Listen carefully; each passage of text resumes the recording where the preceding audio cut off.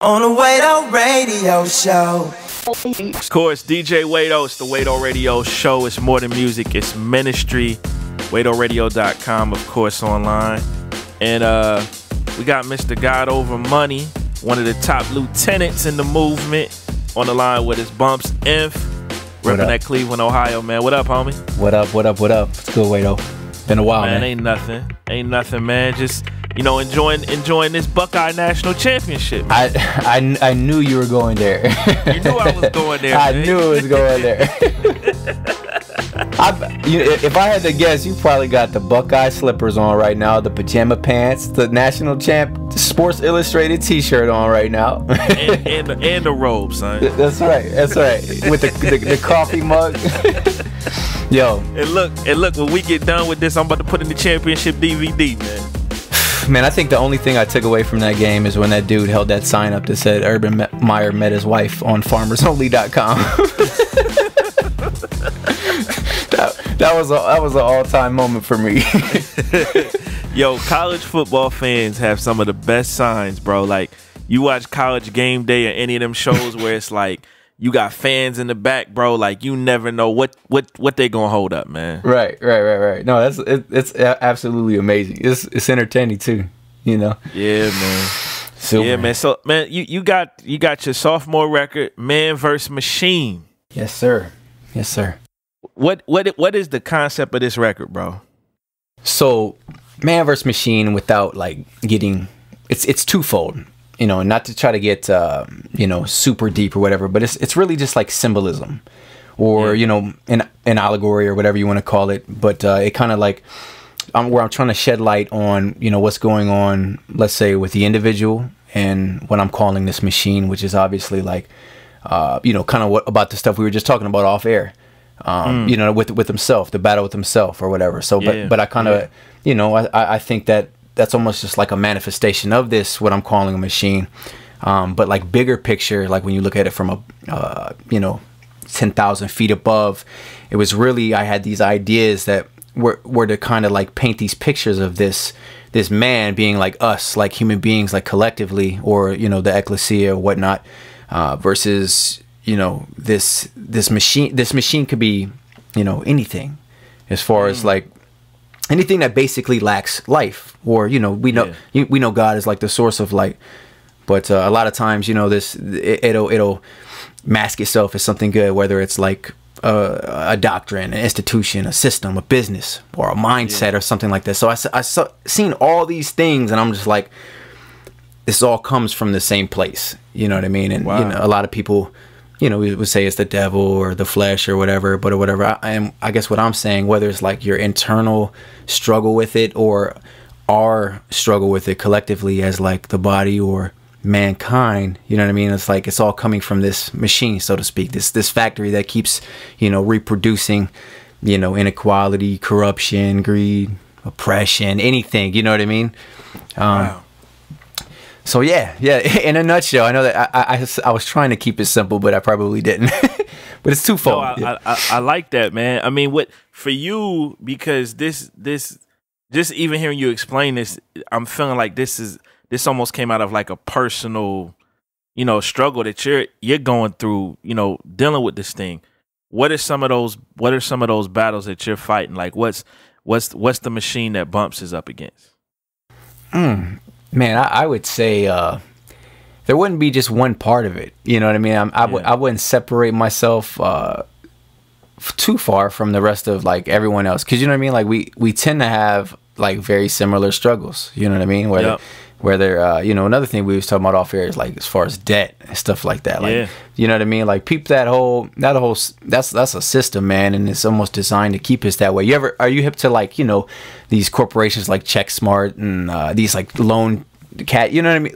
The joints that give you the loans or whatever off your payday, but like they're all like, oh, absolutely, the payday loans. Yeah, absolutely. Yeah, like the whole structure of that is basically designed to keep an individual in debt or whatever. Yep. Which not to lose relevance to what you were saying, but man, I don't know, like let's say materialism, you know, consumerism or whatever, like those are big things, you know what I mean? Like trying to you know, esteeming anything that's not really I guess, important in life or whatever. Those are my struggles. You know what I'm saying? Like, yeah, obviously, I mean that is such a mindset, man, because a lot of these places they prey on low income individuals as it is, and it's like it's just I hate to use this word because there's so much that comes with it, but it really is a form of oppression. No, absolutely. Because there's a certain, and this is biblical, like there's a certain power that a lender has over the borrower. You know, the Bible says that the lender, that the borrower is servant to the lender. You know what I'm saying? And so, yeah, man, like it's not to sidetrack us, but man, it's deep, man. So just you even with this whole concept, you got me really intrigued about this album, dude. Yeah. Yeah, it's almost as this machine that I'm trying to like paint this picture of is really as deep as you want it to be. You know what I mean? Like there's so many things that can tie into that. Like as far as the racial issues we have, as far as with there's, I can't even count them on two hands that we, like, things like the subjugation, gentrification or whatever. All of this stuff, you know what I mean? What's funny is when you were saying what you were about like oppression and things like that. Like, as I was in the projects for work last week, and I always think about this, like, why is there nowhere healthy to eat down here? You know what I mean? It's like, food. It doesn't make you fast food, chicken shacks, and Chinese restaurants, bro. Right, exactly. But you can't, like, I don't know, like, I just raised my eyebrow. Like, you mean to tell me that's a coincidence? You know what I mean? Like, I don't know, man. It makes you wonder, though. So I would say that's all a part of the machine. Ain't no Whole Foods in the hood, bro. Right? No, absolutely not. Yeah, no Whole Food action going on. I'm gonna tell you something funny, man. So I live in Newark, New Jersey. Most everybody listening knows that. And for the past probably 6-7 years, they've really been trying to turn the city around from a crime perspective, a lot of investment. And one of the businesses that's actually coming to Newark is Whole Foods. And I was just like, man, when Whole Foods comes to your town and your area, it's about to be a whole different area, man. And that gets into that gentrification that you were talking about, bro. Like, it's, they not just putting those for low income people, man. You know what I'm saying? There's a certain clientele. Whole Foods, man, you go in there, you might buy like 5 things, man. It'd be $70. Bro, this is a true story. I swear on everything. For work today, my first stop was in this spot called Earth Fair. I don't know if they have these out by you, but it's like a Whole Food. Like, everything's organic, natural, and after I was done with my work, I'm like, oh, you know what? I'll just grab something for lunch while I'm in here. This is like a healthy alternative or whatever. Man, I walked up and down the aisles and walked straight back out. Like, man, I don't got the cash for this right now. Like, let me pay freaking $17.99 for some flaxseed granola bar or something, Oh, man. The struggle is real. It's crazy, man. The struggle is very real, man. So, who all you got on this record, bro? As far as artists or production? Artists and I heard Boy Wonder did some things for you on here, man. Yeah, so obviously, like, that's huge for me. Boy Wonder did a track. You got Big Juice, the usual suspects. I got my my young homie from St. Louis, D. He makes stuff for like this one, stuff like that. But he did some joints off my last album. Super dope. And then Marv got a few joints on this record. Nice. And you know who Cephas is, right? Cephas the Remnant. Yep. That's my guy, man. That's my guy. He always comes through. So that's pretty much it. Like, what is that? Like 4 or 5 producers. You keep it in the family, huh? Yeah, man. Either that, or I just can't afford other guys. But I'm just kidding. But seriously though. Oh man. So. Oh no. Impacts did one joint. Impacts did one. Yeah. Okay. Yeah. And that should be about it. So. Yeah. So I know obviously you got Social Club, Bizzle, Voss. Yeah. Who else we got featured wise, man? We got Selah's on a record. Of course. Yeah, we got Jay Carter is on one. Nice. He's super dope. And then Gemstones. Yeah, Gemstones on a record. Nice. Yeah, man. Yeah. Bumps Inf and Gemstones? Bumps Inf and Gemstones. He's an animal, man. A lot of lyrics on that record. Man, look, listen, I had to chop and screw his verse just to, so I could process everything. No, he's awesome though, man. He's definitely dope. Let me ask you this on just being 100, because Gemstones has a tendency to steal the show when he's on records, man. Mm-hmm. What was your approach to that song? Because obviously, Gemstones can put a lot of things in a 16-bar verse, man. Yeah.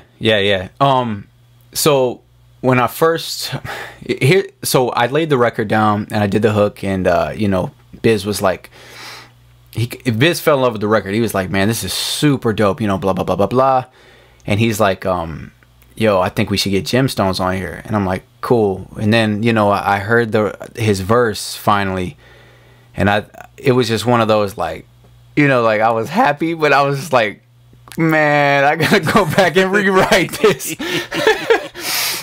So hold on, so did you go back and re-record? Did you? Nah, I couldn't, man. I couldn't. It was just like, I just had to roll with it. Like I couldn't do that. Like that's happened before. I don't want to say any names, but that's happened before, to where it was just kind of like, did you really do that? Like, where we're like, no one else had any time to like go back and re-record their joint, and like they did it. It seems like there's like back before I was like doing the CHH thing, we had a dude in this old like secular camp that we used to rock with or whatever, and there was this one dude, I swear he would purposely always take too long to write his verse so he can go last and try to like so he can hear everybody else's stuff, right? right. So like he'd be the guy that leave the studio late at night, like I'm just gonna I'll record my verse tomorrow, you know what I mean? But yeah, I don't know. I try not to get like too not that I'm not competitive, because you don't want to get bro, I was just telling D-Flow this in Miami on Saturday. I'm like, Marty had said something to Fern, and he was talking about like, yeah, I didn't feel like my verse on this record, and I'm like, sometimes it happens like that, like the people just catch you at the wrong time. Yeah. And I remember I did a feature for my dude out of St. Louis named it's T Word or whatever. Yep. And I found out that Cannon was on the record. And after I heard it, I was like so embarrassed, because I'm like, man, like he just like came harder if I'd have known Cannon was on it. Right, like not even no disrespect to like D or whatever, but it was like I was going through some massive writer's block when I did it, and he had been on me about the verse for a while, and I'm like, what, I gotta get this to him, man. I'm not, and then it's, of course, like Cannon gets on there and just like does the ant or sledgehammer to the little ant thing and just destroys it, and that was a terrible analogy. Anyway, It was I wasn't feeling too good about it, but I guess what I was really trying to say is like I it is what it is. It's kind of like more of like a playful, like fun moment for me, because like the harder they come, like the better the song is gonna be, Yeah. It does make for some funny like Kendrick, Big Sean moments though, like did he really just do that on my track? Like Hey man, so what was your music career like before Christian rap, man? You kind of mentioned you were part of a secular crew before, man. I don't know if I've ever heard this story, bro. Yeah, so man, so really like the whole music thing has always been, or always was, I would say, like just a big hobby. Hence, like, how I'm pretty sure last time I explained how I got my name and stuff. And we talked about that. Yeah, so it was like this big joke or whatever. But the cats I started running with in high school was like really pushing me to start like rapping. And like these were the dudes that, everybody and their mom's rappers now, and everyone has studios. But like it really wasn't like that, late 90s or whatever. Like, but these cats were like going to the studio, recording records and stuff like that, and doing shows. And it was just like, wow, you know what I mean? I felt like privileged to know somebody who actually like had their voice on a record. Like, yeah, because you used to have to. I mean, you used to have to. This is the crazy part. You used to have to pay for studio time, and to perform your record, you had to get it pressed up on vinyl. No, see, that's a little bit before me. That was before me. That's a little before you. Yeah, huh? yeah. Oh man, the struggle must have been absolutely real if you had to get vinyl. You had to have vinyl, bro. I mean, or if you was on tracks, like you just couldn't have a DJ. But like if you had a DJ, like you had to be vinyl, bro. It wasn't no Serato. Right. Yeah, no, that would have been crazy because that's not cheap, is it? Nah, the vinyl was not cheap, bro. Wow. Yeah, man. Yeah. I'm trying to pick up where I forget what I was where I was going with that. Nah, you were saying that the crew you were with in high school, they were pushing you to rap, and I guess they were doing like really legitimate shows and stuff like that. And yeah, man.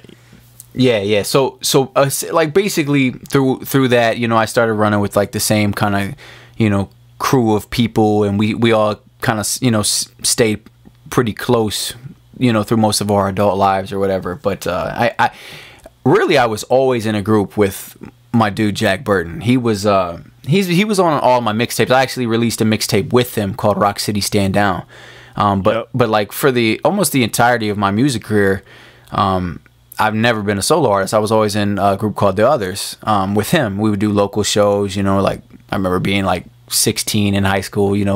Going to these like my first show was like this packed show. It was crazy, but all this stuff just exposed me to little bit of how things work or whatever. But yeah, and then so we did that for a while. We kind of on and off did our own thing, and just nothing crazy though. But it wasn't until like obviously 05 came around, I got saved, everything kind of changed from then. And then I started making solo music because it was kind of like I was kind of solo by default at that point.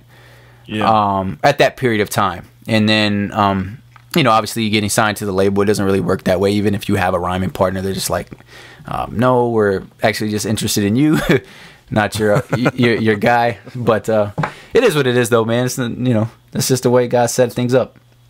Yeah. Do you ever miss that group dynamic, like that camaraderie? That man, I don't have to write 3 verses myself. I can, Yeah, I do. But I do think that like not, and this isn't to like, because this is still like my right hand man, but it was somewhat liberating too. You know what I mean? Because sometimes the cohesiveness is not there sonically, and which strange is like it's like, okay, I know that he's super dope. He's a really dope lyricist.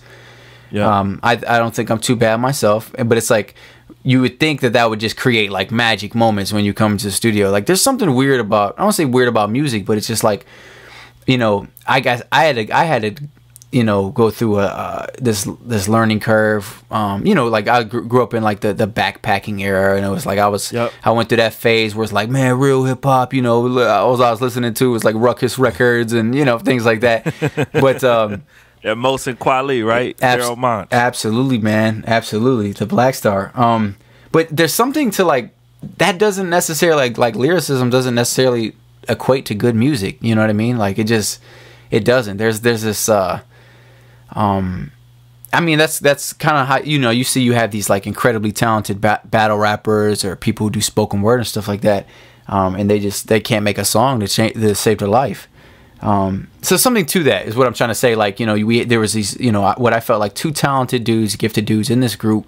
But just for some reason, like, it's like we just couldn't make good music together, for the most part. And, so yeah, it wasn't until like I started like, kind of finding myself in my own niche, like what we talked about earlier, like kind of like that freedom that an artist can kind of find. And that's really liberating when you kind of find your niche and you can just kind of work it and just kind of just find yourself more musically or sonically. Yeah, man. So I would say it was kind of cool to go. It was scary at first because of those things. Like, man, I can't write 3 verses to this beat or whatever. But it gets easier. How comfortable do you feel like you are personally, musically, sonically, creatively right now? How comfortable? I think. How comfortable are you? I feel like I've since my first record, like I've always been. You know, I will say this, like anybody that knows me, like knows like I could be like incredibly like goofy. You know what I mean? Like what my records sound like is who I am in real life, which can also be a curse too. Because I just had I say his name. I had a real heart-to-heart talk with Voss a couple weeks ago, and he's like, "Yo, man, like you can be like like grossly insensitive at times, like and like it." I'm like, wow, you know what I mean? And I know some of that, some of that like stemmed from songs I'd submit, and I just sometimes I have this like over the top humor to where it's like, yo, that's offensive to somebody, like, you know what I mean? Like, wow. I think I said something like on the Boy Wonder joint, I said something like about you know, grabbing a mic, I gotta yell the savior and black out like I'm Ray Rice on an elevator or something. And I'm just like, we did a show in Jersey, matter of fact, and I'm like, what's wrong with that? And they're just like, bro, like, do you see how insensitive you can be? And it's just like, you know, that this is why Proverbs says there's safety in a multitude of counselors, because it's like, oh yeah, you have those aha moments where it's like, I am such an idiot. So I say sometimes I say that to say like, my comfort on the mic can almost get me in trouble sometimes, but it's a good thing to have a team, you know what I mean, and kind of like, you know, point you back into the right direction. But I'll say it and I'll submit it. It might get sent back to me like, you better change that, you know. That may or may not have happened a few dozen times on this record. Biz will send you that text message like, Bumps, that's not gonna work, dog. Sometimes it's just funny seeing their reaction. Like, it's just like the face palm, head shake, like, this guy, man. Like, oh man. But well, here's the thing: you must really be pushing the envelope, because Bizzle said some stuff himself. So if you get pushed back from Biz, you really pushing the envelope, bro. The irony, right? It's pretty funny. Like, this guy, but yeah, I think mine would be probably like bad humor pushing the envelope. Yeah. Not anything like he. I think he tends to tread like a different or like walk a different thin line. But yeah, for sure though, man. I feel it, man. Do you follow the battle scene at all? Yeah, I do. I haven't been on it like as hard as I was, just because of my like. Well, actually, it's because of my data plan. If I'm keeping it all the way real, now that I think about it. Okay. But yeah, that streaming ain't no joke, right, bro. Like, you look at your thing, like, I have how many gigs of data? Like, yo. So I had 20-minute videos be sucking up that data, bro. Super fast, man. And it's like I'm not about to watch the battles like at home with the kids. We're just like, I'll pull the beep beep, you know, and right. But yeah, actually, I really do. I love the sport, man. I really think it's an awesome part of hip hop. It's a really eclectic side of it. It's really dope. Would you ever hop in one of those? I mean, I came in from that, what we were just talking about, that scene. Like, that's what I was from that world. That's what I'm saying. But I don't know at what point you were in it, but I feel like it's a little different now because everything is acapellas too. There's like no music, no, you know. Bro, it's so different. Like it's like it's an entire like different entity. Because you would probably equate the scene I came in was very similar to like your 8 Mile. You know what I mean? 8 Mile, yeah. I used to when I was in college, we used to have this huge thing at Howard called Verbal Armageddon, and I used to DJ it every year. Nice. And man, like, it was like, bro, it was crazy. And it was like, I remember, man, just having to have them instrumentals lined up, and you know what I'm saying, having all them joints on. Like, a lot of the same beats they use in the 8 Mile, we used to run them in the joint. And so yeah, now it's like, it's so different because it's like, you know, no beats. And it's like these tournaments are big, and then I think the fact that you got YouTube has added like a whole other dimension to it, man. Yeah. So it's like something that was like this local underground thing is like this worldwide phenomenon. You know what I mean? Yeah, no, I think Scribble Jam was down there by you, wasn't it? Do you know what Scribble Jam is? Yeah, but see, I wasn't living up here. Oh, okay, when it was really at the height. You know what I'm saying? Like, yeah, I wasn't. I mean, kind of towards the tail end is when I moved up here, but I was kind of. You know, I had given my life to the Lord at that point, so I was kind of like, you know, I was getting kind of out of that joint. But Yeah. You know what? Like, I think I probably wouldn't. Just because it's so different.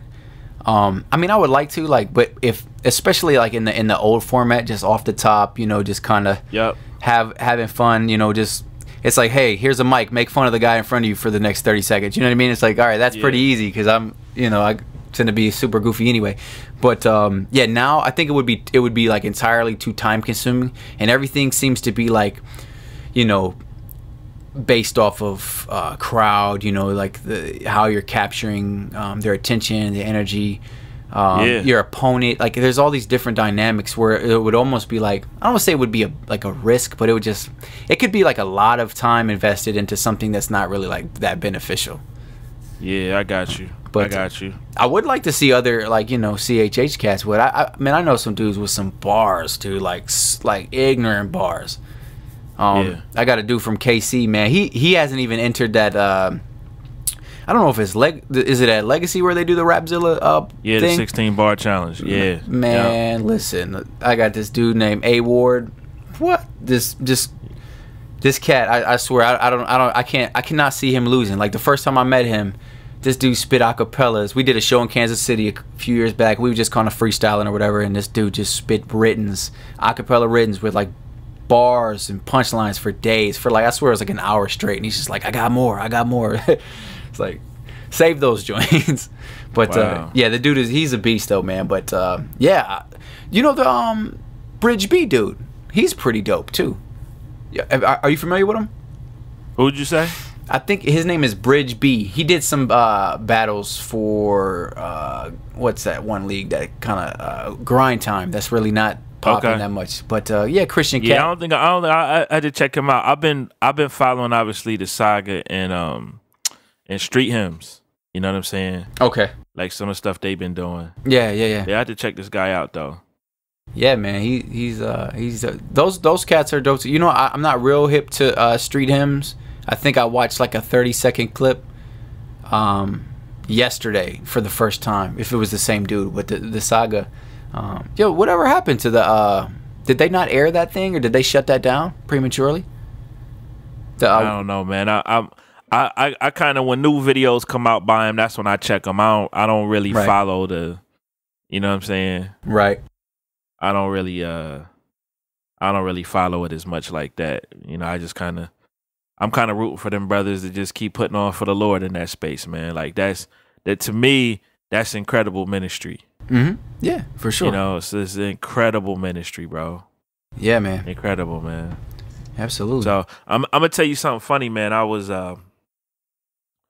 had this conversation with Propaganda and with Fanatic, because I guess the Tunnel Rats and Cross Movement, obviously in different spaces, used to be kind of a part of the local battle scenes, you know, in LA and then Philly, you know, even back then. So to me, it's just interesting. Like, man, like, I guess Christian rap dudes been, you know, kind of being a part of these different battle situations for a minute. You know what I'm saying? And so I think now with YouTube, you're kind of able to kind of see these joints more, whereas then it was just, you know, just in the local area.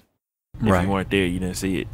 You know what I'm saying? Like, right. Bro, I remember downloading like MP3s of like Eminem and Scribble Jam battles off of Napster, like just trying to hear the audio of them joints. Yeah. or like the Blaze battles they used to have. Man, yeah, he became like a legend out of that joint, bro. Yeah, like, man. Yep. Straight legend out of that joint. So I think it's crazy. It would be a lot harder too to come up in this type of format too. I think it's getting harder to everything's kind of getting harder. You think like with how everything's kind of oversaturated music wise, and with social media, everything's accessible. You know, I don't know. Well, I think. Oh, go ahead. I was gonna say, I think part of what probably helped Eminem was the fact that it wasn't oversaturated, so it was almost like an urban legend. It's exactly, bro. I think that's with a lot of things. I really think that is with a lot of things, man. Like even ball players that we esteem, probably like in, let's say, the 60s or the 70s, where now they got cats running statistics and all these analytical things that's like, well, when he's on the floor, the other opposing team, you know, averages 4.7 less rebounds, and you know, it's like, it's crazy how like, and then you know, you got like the social media dynamic where like cats are just like probably living the same exact way they were 30 years ago, but like they're just getting aired out, and you know, it's crazy, dude. My favorite urban legend dude is Babe Ruth, bro. Like, not a Babe fan, are you? He's like, this guy was trash. Well, I'm just saying. I mean, first up, man, he's 6'1" and he's got a huge beer belly, bro. Like, right. Like, dog, like there's nobody in the major leagues like that, right? Like, with that kind of physique, man. You know what I'm saying? Like, I mean, it's like, come on, man. Like, we really think this guy would be doing these types of numbers, and you know, but you know, he's the Babe, man. Right. He's just kind of placed there, like, and he's untouchable now. Untouchable, bro. Yeah, man. Untouchable. That's kind of like how and I can't say that MJ's not the greatest, but like MJ is like in a position to where he's so cemented there, just from like, I would say part urban legend, part just, it was just, you know what I mean, because he was doing things that was awing people, you know what I mean. It was just like this perfect timing, perfect era, you know, the whole thing he did with the tennis shoes, and you know, like, it's just crazy. That was like early 90s. That's when really, like, you know, the hip hop started shifting too, as far as, you know, your West Coast stuff, your East Coast beef, and man, that's crazy. I'm gonna tell you what's wild too, man. Somebody pointed this out to me the other day. Even the way that they market Air Jordans, it's all leveraged off of the brand of Jordan being the greatest. That's why cats in their 30s and 40s still be, when the new J's come out, they be lined up, because it's like, yo, I want to wear what the greatest wore. You know, and it's like, that's all a part of the marketing. And when you really think about it, it's like, man, if somebody don't, like, the only way you're gonna be able to surpass Jordan is you got to win 7 titles and be undefeated in the finals. You don't do that. Like, it's like LeBron, when he lost early in his career, is like, man, he automatically disqualified. Unless he went like Bill Russell, you know what I mean, and rips off like 11 out of 12. Yeah. Right. I always thought he could have been better than Jordan too, like physically. He always had that potential, but I think, like, obviously, Bron's been in the league, 12 years now? Yeah, something like that. Yeah, like he's kind of clearly shown he's not, he is who he is, basically, you know what I mean? I don't think you know what, I think physically he probably brought more to the table, but mentally, like, Jordan just had that competitiveness that was like, fam, I'm not losing. You're not beating me, dog. No, I think that's been his Achilles heel his whole career. Yeah. And I honestly think, and this we could debate this till the cows come home, like, he absolutely needed Dwayne Wade to win those things, because Dwayne Wade was the only person that has ever held him accountable, and he still struggles. I don't know, like, obviously with you being in Jersey, I'm like, you know, being in Cleveland, I could watch every game. He's not a very good leader on the floor. Like, he really struggles with that, and he still acts like entitled on the floor. He doesn't have the killer instinct. And now what I've noticed, and mind you, I'm not bashing him. I love LeBron. Like, he's one of us. You know what I mean? Like, he's one of my favorite players. The thing that I noticed that Kobe and Jordan did, they started developing these moves that would work for them and kind of carry them off into the sunset. You know, you got your little your shoulder fakes, your pump fakes, you know, like getting to the line a lot. LeBron James has never had a crossover move. If you look, he dribbles and he puts his shoulder down and tries to go fast and strongly past you. But like, and maybe it was because of his injury, but like the first half of the season, it's like, yo, like, this isn't working for him anymore. So it kind of it's kind of scary. Like, yo, like, if he's at the, you know, if he's out of his prime, like, I don't want to say he'd ever be like, you know, a bum or anything like that, but he's kind of like lost a vital part of his arsenal. You know what I mean? People are just gonna, and so if he's not shooting the ball well, how is he? You know, it's something to think about though, man, because he's not very. LeBron never really had handles all like that, or like a real good move. He just was like dumb quick, super athletic. Now he be shooting floaters off of the wrong leg a lot, and like just weird looking stuff. Yeah. His fundamentals definitely. I mean, look, man, we're splitting hairs. Like, LeBron he's one of the greats. But right. I mean, his fundamentals and footwork, man, it wasn't on the level of Kobe and Mike, man. Right. You know, like Kobe's footwork is like there's a couple of moves I've seen him do, and I was just like, I don't even know how he did that without traveling, but he didn't travel. Mm-hmm. Like, you know, it's like you go out and try that on the playground in slow motion, and you like, I can't even do this. Like, how did he even do this? But Mike and Kobe would either they'd back someone down, or they get the ball in the elbow. You know, they get their pivot foot. They could turn around, or put their back to you. You know what I mean? Like, they had these they had different things they could do where it's like one of these is gonna work. You know what I mean? It's like LeBron's never really had that. You know what I mean? Like he's just so kind of like spontaneous. He just plays in the although like LeBron's, I think, basketball IQ is super high.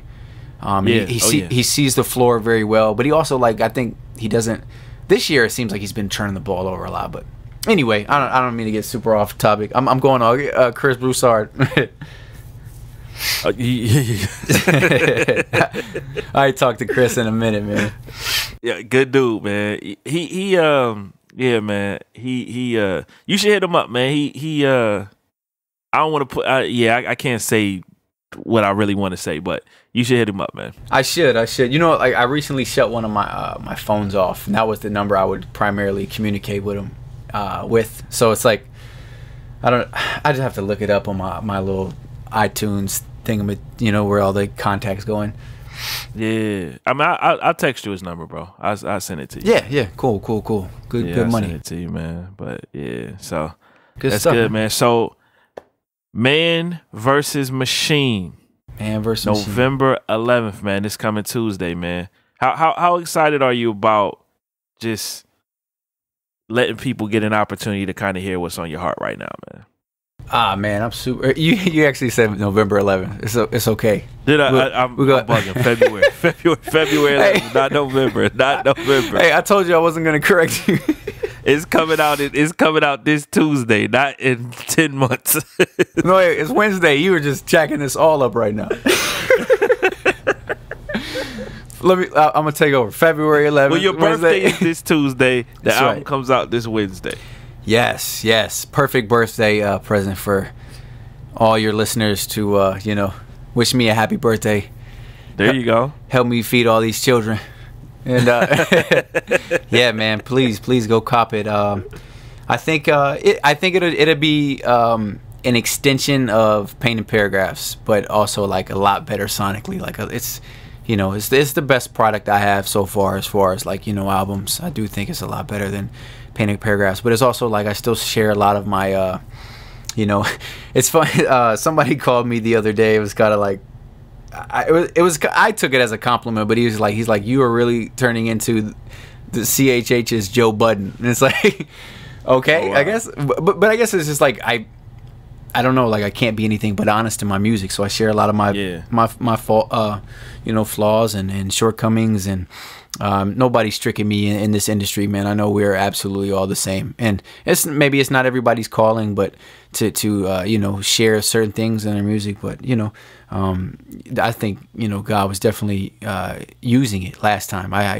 getting messages from all over the world, like, man, it's crazy, like, thank you for sharing that, thank you for telling me, you know what I mean? Like I still get messages frequently about a lot of the things I shared in that first record. So this second record is you're gonna hear more of that, and also other stuff too that pertains to this machine that I feel like we're all as a body are fighting against. So I'm excited though, man. I'm excited. Yeah, and you guys, the whole God Over Money team is going out with Willie Moore Jr. on a tour, right? Yeah, I believe they're setting that up right now, man. As far as I know right now, probably the next time we'll probably be doing like a bunch of shows. I would say South by Southwest, which is in March, I believe. But yeah, I don't know too much about that. I don't know about as much as you do right now. Going on tours with I told Sayla I have top bunk when it happens though, first, because I'm not. He's not about to Step Brothers me on some Will Ferrell, John C. What's that dude's name? Anyway, random Step Brothers reference. I'm saying that's gonna be dope to see all y'all on tour together though. Like just you know what I'm saying, the whole squad, bro. Ah man, that'd be super dope, super dope. I want to experience it just because I've never, you know, I usually do the weekend thing, you know, which still working and stuff like that. It's really all I can do, but that's gonna be because what a lot of people don't know is. I really was supposed to go to Africa with Biz, but I couldn't get. Really? Yeah, I couldn't get 3 weeks off consecutively from my job. I was bummed about that, man. I'm like, man, that was a tough one to swallow. You know, that's like seeing the party bus leave your house and you just sitting there like a little kid, like, dang, I'm missing out right now. Yeah. So the tour experience would definitely be like, I think it'd be cool to experience that. Yeah, it's. I think too, man. Like you guys have like such a cult following. Yeah, just the whole God over money movement. Anyway, Mm-hmm. you know, I would think, man, just you know, man, y'all being able to just connect with those diehard God over money fans, man. That you know, man, just go hard for y'all on Twitter and you know, buying the CDs and all of that stuff, man. That's you know, that in and of itself, bro. Yeah, man. Yeah, it should be fun. It should be fun. I'm excited, good, man. Although you know what, I'm a homebody though, so I probably would get like mad homesick. I'd be like FaceTiming a lot, I'm sure. Yeah, That's yeah. good. So well, yeah, I mean, you got the squad, man. You got the starting 5 basketball right. team at the crib, man. You know, yeah, exactly, man. I gotta, you know, I don't even want to think about it. That'll be super tough not to see them for a while. Yeah, you know. So yeah. we gotta do see. what you gotta do sometimes, though, man. Right.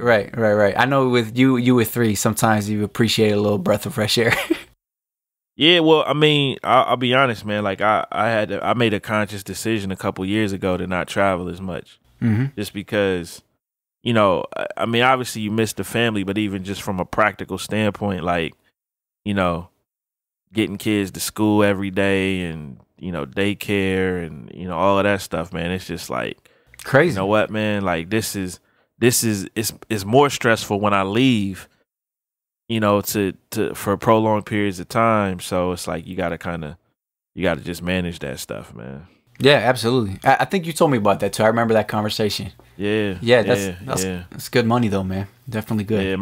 Yeah, my wife has a career, and you know what I'm saying, I got a career, and so it's just, you know, man, you gotta make sacrifices for the family sometimes, man. Absolutely. You know? Absolutely, bro. So, yeah, cool, that's man. good, man. Well, look, man vs. Machine, Wednesday, February 11th. See, I got that right. Yes. Wednesday, Nailed February 11th, man. He's Bumps Inf. All your social media is at Bumps Inf, right? Yes, sir. Yep. Facebook, Instagram, Twitter, everything's the same. BUMPSINF. That's what it is. GotOverMoney.com. It's the Wado Radio Show. Bumps, appreciate you, man. Appreciate you, bro. On the Wado Radio Show. On the Wado Radio. On the Wado Radio Show. Where it's much more than music, it's ministry.